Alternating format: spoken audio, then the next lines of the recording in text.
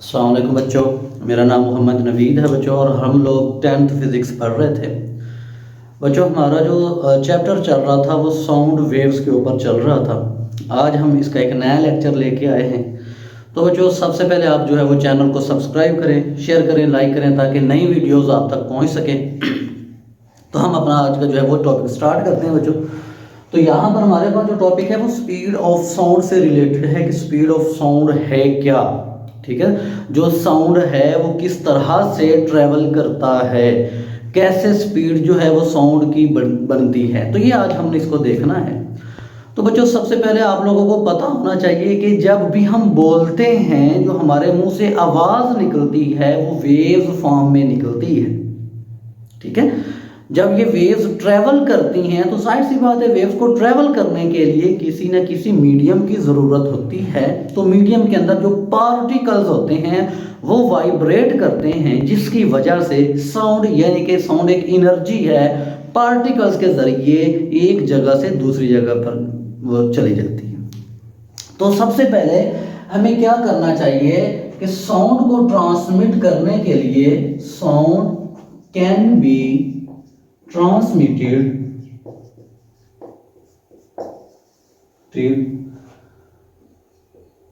by, या आप कह लें थ्रू अ मीडियम। जो साउंड वेव्स होती हैं, जो साउंड होता है वो मीडियम के थ्रू जो है वो वाइब्रेट करता है। मीडियम के जो पार्टिकल्स होते हैं, मीडियम पार्टिकल्स वाइब्रेट जब करते हैं, मीडियम पार्टिकल्स वाइब्रेट करते हैं। अब ये वाइब्रेट कैसे करते हैं? अब देखिएगा, आपके पास अगर फर्ज कर लें ये एक पार्टिकल कंसीडर करते हैं, तो ये जो पार्टिकल है ये एक ही पोजीशन के आसपास ऊपर नीचे जो वाइब्रेट करेगा। जब इसको एनर्जी मिलेगी, इसके नेक्स्ट जो पार्टिकल होगा ये उसको अपनी एनर्जी ट्रांसफर करेगा। इसी तरह पार्टिकल्स जो होते हैं वो एनर्जी अपनी ट्रांसफर करते हैं, एक पार्टिकल दूसरे को, दूसरा आगे आगे, इस तरह एनर्जी जो होती है वो शिफ्ट हो जाती है। क्योंकि जो साउंड है, साउंड भी हमारे पास क्या है, साउंड भी बच्चों हमारे पास एक एनर्जी है। ठीक है जी, साउंड को ट्रांसफर होने के लिए पार्टिकल्स की जरूरत होती है। जिस तरह वाटर वेव्स की अगर आपने जिक्र किया कि वाटर वेव्स किस तरह से ट्रांसफर होती हैं, पानी के अंदर पत्थर फेंका तो एक वेव उठी और वो दूसरे किनारे तक चली गई।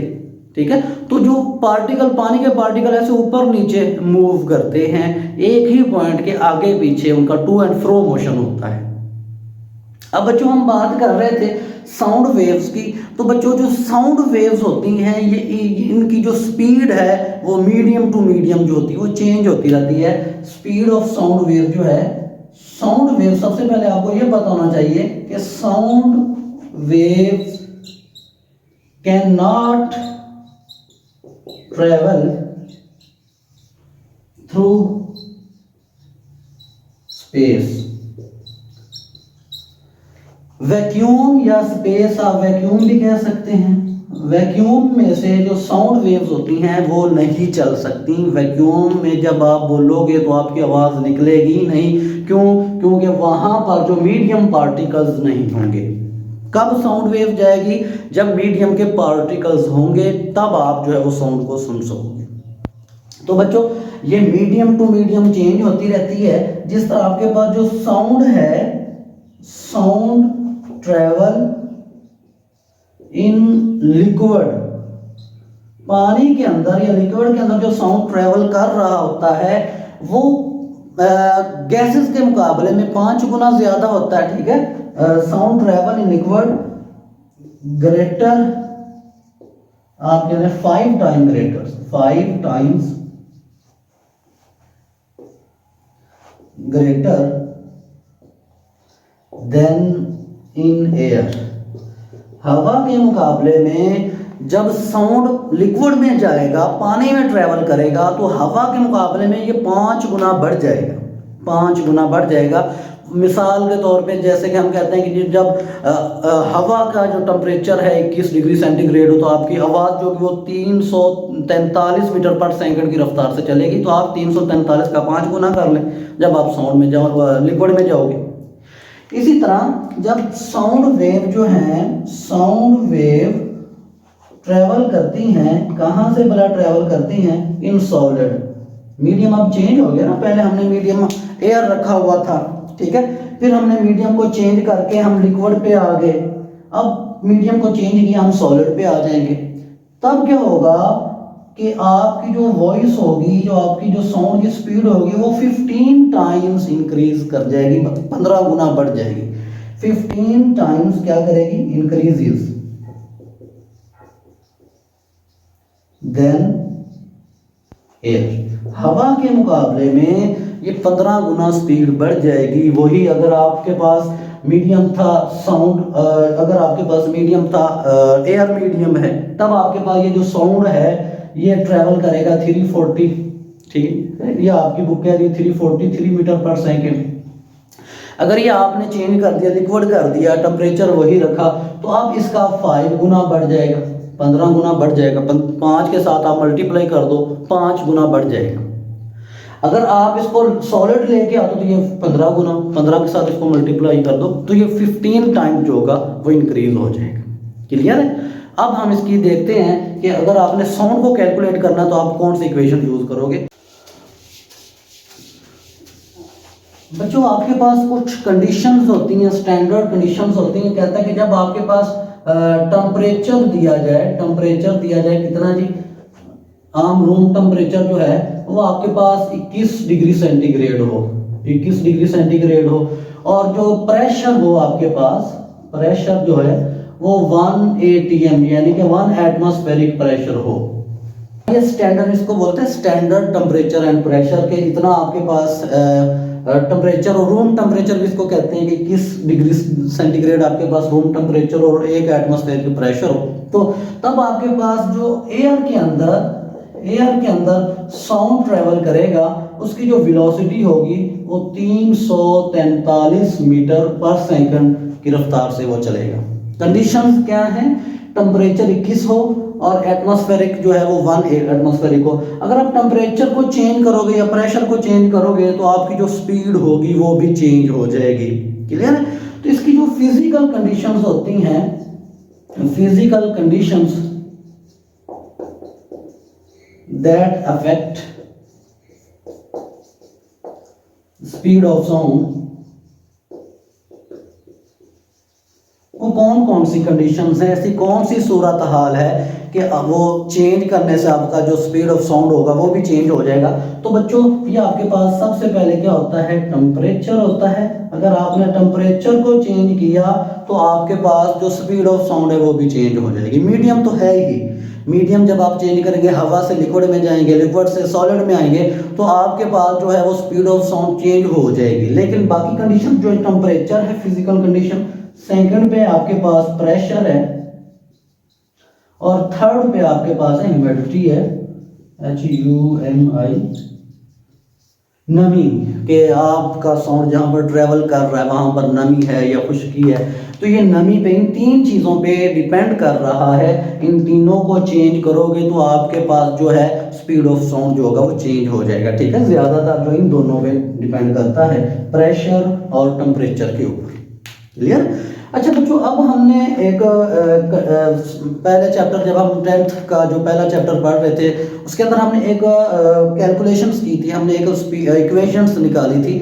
उसी इक्वेशन के थ्रू हमने क्या करना है कि स्पीड ऑफ साउंड कैलकुलेट करनी है। तो कहता है कि जब भी आपके पास कोई फार्मूला दिया जाएगा तब आप जो है आपको कोई भी रकम दी जाती है तो आप उस रकम को, उस स्पीड, उससे आप जो है वो स्पीड किस तरह से कैलकुलेट कर सकते हैं। तो बच्चों आपने ये फार्मूला यूज करना होता है, V = F लैम्डा। हमने जो मैट्रिक का 10th का पहला चैप्टर पढ़ा था, जरा उसके अंदर सोचिएगा कि ये जो है कैसे बना आपके पास जो फार्मूला है। बच्चों हमने कहा था जब भी साउंड ट्रेवल करता है वो वेव्स बनाता है, वो कंप्रेशन और रेयरफेक्शन से जो है वो मूव करता है। जब आप बोलते हो तो वो क्या होता है, हवा को दबाता है, कहीं पर हवा के पार्टिकल दूर दूर होते हैं, कहीं पर फिर दबाता है, कहीं पर फिर दूर दूर हो जाते हैं। तो इन चीज़ का नाम जो है वो कंप्रेशन और रेयरफेक्शन हमने रखे थे कि कंप्रेशन और रेयरफेक्शन की फॉर्म में जो साउंड ट्रेवल करता है। इसका जो डायग्राम है, इसका जो ग्राफ है वो बिल्कुल ऐसे ही बनता है जिस तरह से दूसरी वेव्स बन रही थी, हमारे पास स्प्रिंग वाली वेव्स बन रही थी, ये उसका जो है वेव फॉर्म यही बनेगी। बात की समझ आ रही है? अच्छा, हमने ये देखना है कि फार्मूला कैसे आया। तो बच्चों हमारे पास एक फार्मूला था नाइन्थ के अंदर के S is equal to V T. S means distance, V का मतलब है वेलोसिटी या स्पीड, T का मतलब है टाइम। तो बच्चों जब ये वेव की फॉर्म में ट्रेवल करते हैं, साउंड वेव है, जब ये वेव की फॉर्म में ट्रेवल करेगा तो ये क्या बनाता है जी, वेव लेंथ बनाता है। वेव लेंथ क्या होती है, एक क्रस्ट से अगले क्रस्ट तक का जो डिस्टेंस उसको वेव लेंथ बोला जाता है। ठीक है, तो अब आपके पास एस की बजाय आप क्या लिखोगे, लैम्बडा लिखोगे। बात की समझ आई? ये भी डिस्टेंस है लेकिन ये वेव का डिस्टेंस है, इसको वेव लेंथ बोला जाता है। इसके यूनिट भी मीटर है, डिस्टेंस के यूनिट भी मीटर है, तो आप इनको रिप्लेस कर सकते हो, एक दूसरे की जगह पर लिख सकते हैं। इसी तरह जब आपके पास ये स्मॉल टी है, टाइम जब आपसे कहा जाता है कि इतना टाइम लगा, बच्चों जब एक वेव ट्रेवल करती है तो उसको बोलते हैं टाइम पीरियड। ये जो है अगर दो क्रस्ट आ जाएं किसी वेव के अंदर, एक क्रस्ट और एक ट्रफ आ जाए, तो वो आपके पास एक कंप्लीट साइकिल होता है, एक कंप्लीट चक्कर आ जाता है वो आपका। जब आप एक कंप्लीट वेव का कैलकुलेशन करते हो, ये आपके पास यहाँ तक एक क्रस्ट एक ट्रफ होता है एक वेव के अंदर, तो जब आप एक वेव को कैलकुलेट करते हो, उस वेव में जितना टाइम लगता है आप बोलते हो वो टाइम पीरियड है। समझ आया कि एक वेव में, एक वेव को पास आउट करने में या एक वेव को गुजरने में जितना टाइम लगता है वो टाइम पीरियड होता है। तो आप स्मॉल टी को रिप्लेस करोगे कैपिटल टी से। इसके हम कैलकुलेशंस करते हैं ये किस तरह से आया। तो बच्चों अब आपके पास ये बन जाएगा जी लैम्बडा, और v तो वैसे ही रहेगा, और ये कैपिटल T बन जाएगा। और बच्चों अब कैपिटल T को यहाँ पर देखिएगा फ्रीक्वेंसी है, तो यहाँ पर टाइम है। तो हमने पढ़ा था कि जो फ्रीक्वेंसी होती है ना वो टाइम पीरियड का रेसिप्रोकल होता है, 1 बटा टाइम पीरियड। फ्रीक्वेंसी बराबर होती है 1 बटा टाइम पीरियड। ये दोनों एक दूसरे के अपोजिट होते हैं। क्लियर? तो जहां पर आपको टाइम नजर आ रहा है बच्चों, वहां पर आप क्या लिखोगे, या आप ये कह लें कि जो टाइम पीरियड होगा वो 1/f के बराबर हो जाएगा। बात की समझ आ रही है ना? तो अब आपको यहाँ पर टाइम पीरियड नजर आ रहा है, तो आप यहाँ पर लिखोगे 1/f, और ये f नेक्स्ट जाके इधर शिफ्ट हो जाएगा, तो ये आपके पास लैम्बडा f बन जाएगा, और इधर आपके पास v, और इसी तरह ये आपके पास प्रूव हो जाएगा कि v बराबर है f लैम्बडा। इस तरह से आपने इक्वेशन निकाली थी। तो आपके पास यहाँ पर v का मतलब है स्पीड या वेलोसिटी है आपके पास, और f का मतलब है फ्रीक्वेंसी है। फ्रीक्वेंसी क्या होती है, कितनी वेव्स एक सेकंड में गुजर रही हैं। और लैम्बडा क्या होता है, ये वेव लेंथ है, एक क्रस्ट से अगले क्रस्ट तक का जो डिस्टेंस होता है उसको वेव लेंथ बोला जाता है। तो बच्चों इसके यूनिट क्या होंगे, इसके यूनिट वही होंगे जो आम वेलोसिटी के होते हैं, मीटर पर सेकंड है। क्लियर? तो इसके जो यूनिट होंगे वो मीटर पर सेकंड होंगे। तो अब हमने इसी इक्वेशंस को अप्लाई करना है किसी एग्जाम्पल के ऊपर, कि हम समझते हैं कि अगर कोई एग्जाम्पल दी जाए, कोई अगर आपसे कहा जाए कि जी मेरे पास ये सवाल है, इसको आप हल करके दो, तो आप इस इक्वेशन को किस तरह से यूज करोगे, हम इसको एक एग्जाम्पल के थ्रू समझते हैं। जी बच्चों, ये हमारे पास एक एग्जाम्पल है। इस एग्जाम्पल को अब हमने अप्लाई करना है, जो अभी हमने फार्मूला ड्राइव किया था उसको यूज कैसे किया जा सकता है, तो इस एग्जाम्पल के थ्रू आपको जो है वो क्लियर हो जाएगा। तो सबसे पहले बच्चों इसका डेटा आता है। डेटे के अंदर आपने क्या लिखना होता है, आपने इसके अंदर जो चीजें दी जाती है वो डेटे के अंदर आपने लिख ली होती, प्लस फार्मूला, आपको यहाँ पर एक नंबर मिलेगा। तो यहाँ पर कहता है कि calculate the frequency of sound wave. हमने फ्रीक्वेंसी निकालनी, यानी कि f हमने निकालना है साउंड वेव का। उसकी जो स्पीड थी यानी कि v जो था वो 340 मीटर पर सेकंड था, और उसकी जो वेव लेंथ थी, ये वेव लेंथ यानी कि ये लैम्बडा है, ये 0.5 मीटर है। तो वो कहता है कि मुझे आप फ्रीक्वेंसी जो है वो निकाल के दें। क्लियर है बच्चों? अब हमारे पास जो फार्मूला था, फार्मूला हमारे पास जो था अभी हमने ड्राइव किया है वो था v is equal to f lambda. बच्चों जो चीज हमने निकालनी होती है उसको एक साइड पे शिफ्ट कर दिया जाता है, तो हम क्या निकालेंगे, हम फ्रीक्वेंसी निकालेंगे। फ्रीक्वेंसी जब निकालेंगे तो ये जो वेव लेंथ होगी इस वेलोसिटी के नीचे आ जाएगी। तो हमारे पास ये फार्मूला बन जाएगा f is equal to v over lambda. अब आपने यहाँ पर वैल्यू पुट करनी है।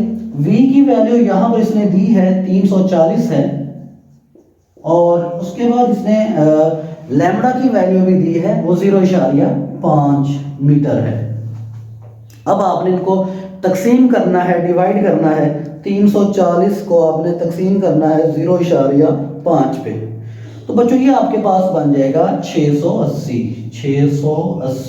तो बच्चों ये आपके पास फ्रीक्वेंसी आ चुकी है 680 हर्ट्ज, जो फ्रीक्वेंसी के यूनिट्स होते हैं वो हर्ट्ज होते हैं। तो ये आपके पास फ्रीक्वेंसी आ चुकी है। इससे हमें पता चला कि अगर आपको किसी वेव इक्वेशन या किसी वेव फॉर्म की कैलकुलेशन का कहा जाए तो आपने क्या करना है, आपने ये वाला v equal to F lambda लगाना है। ठीक है, वो आपके पास साउंड वेव भी हो सकती है, वो आपके पास दूसरी स्प्रिंग वाली वेव्स भी हो सकती थी, लेकिन यहाँ पर हम जो बात कर रहे थे वो साउंड वेव की बात कर रहे थे। वाटर वेव भी आ सकती हैं। तो वेव्स के लिए आपने ये वाला फार्मूला अप्लाई करना है, v equal to F lambda, क्यों उसके अंदर लैम्डा वेव लेंथ होती हैं तो और उसकी फ्रीक्वेंसी भी आपको दी जाती है। तो आप ये वाला फार्मूला लगा के इसको सॉल्व कर सकते हैं। तो बच्चों ये था आज का हमारा टॉपिक, जो कि आपने देखा कि साउंड किस तरह से मीडियम टू मीडियम चेंज होता है, जिसके ज़रिए हमने देखा था कि अगर आप पानी के अंदर चले जाओगे तो ये 5 गुना हवा की निस्बत बढ़ जाएगा, अगर आप सॉलिड के अंदर चले जाओ, लोहे वगैरह के अंदर चले जाओ तो ये 15 गुना बढ़ जाएगा। तो बच्चों नेक्स्ट टॉपिक तक के लिए जी इजाज़त दीजिए। चैनल को सब्सक्राइब करें, शेयर करें, लाइक करें ताकि नई वीडियोस आप तक पहुंच सकें। इजाज़त दीजिए जी, अल्लाह हाफिज़।